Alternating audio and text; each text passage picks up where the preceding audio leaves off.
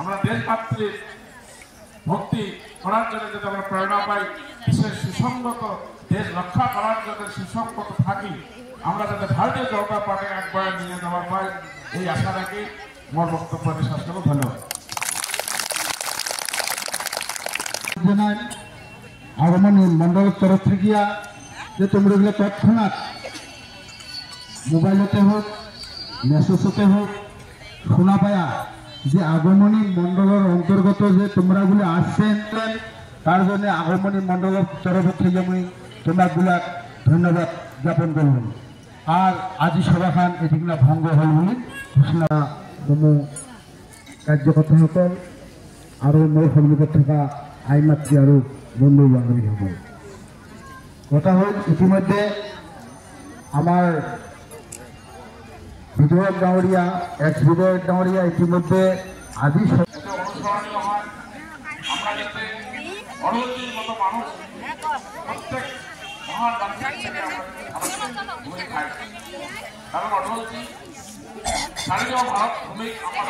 বিশ্ব দরবারে ভারতের প্রতিষ্ঠা করে অটলজির অনুসরণ করে নরেন্দ্র মোদী যেমন কাজ করিয়েছে, আমাদের বিশ্বের সর্বাধমে কাজ করিয়েছে, আমারও কাজ করা এদিকে আর বেশি না কম। আজি সভা উদ্দেশ্য হল প্রয়াত প্রধানমন্ত্রী ভারতরত্ন অটলজির জন্ম পালন করা। আমি ভারতীয় জনতা পার্টির আগমনী মণ্ডলের সমূহ কার্যকর্তায় তেখেতের এই জন্মদিনত আমি আগমনীর পৰা কালুবা চিলড্ৰেন পাৰ্কলৈ আমি শোভাযাত্ৰা উলিয়াই তেখেতৰ ওচৰত শ্ৰদ্ধা নিবেদন কৰিছোঁ। আৰু আমি অটলজিৰ যি স্বপ্নৰ ভাৰতবৰ্ষ গঢ়াৰ সংকল্প লৈ আমি তেখেতক শ্ৰদ্ধা নিবেদন কৰিছোঁ। আৰু আমি সংকল্প লৈছোঁ যে অটলজিৰ স্বপ্নৰ ভাৰতবৰ্ষ ভাৰতীয় জনতা পাৰ্টিৰ সকলে একগোট হৈ আগবঢ়াই লৈ যাব বুলি আমি আজি এই তেখেতৰ পবিত্ৰ জন্মদিনত আমি সকলে সংকল্পবদ্ধ হৈ আগবাঢ়িব বুলি আমি ব্যক্ত কৰিছোঁ।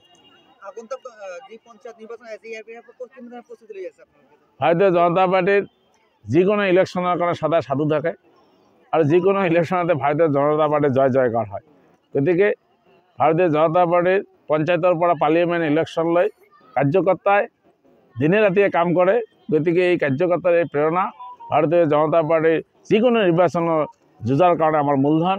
গতিকে আমাৰ অটলজিৰ এই জন্ম জয়ন্তীত আমি সংকল্প লৈছোঁ যে পঞ্চায়েতেৰ পৰা পাৰ্লিয়ামেন্ট ভাৰতীয় জনতা পাৰ্টি দখলত থাকিব।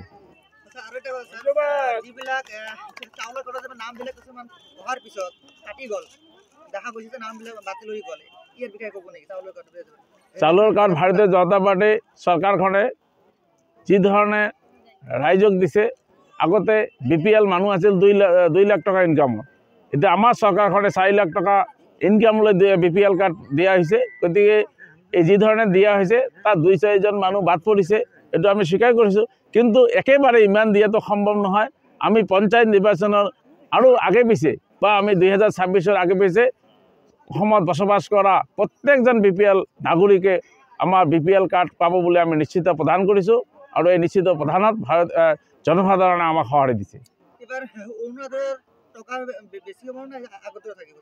অৰুণোদয় এইবাৰ 1250 টকা পাব। ইয়াৰ লগে লগে অৰুণোদয় হিতাধিকাৰীৰ ব্যক্তিসকলে ইঞ্চুৰেঞ্চৰ সুবিধা পাব।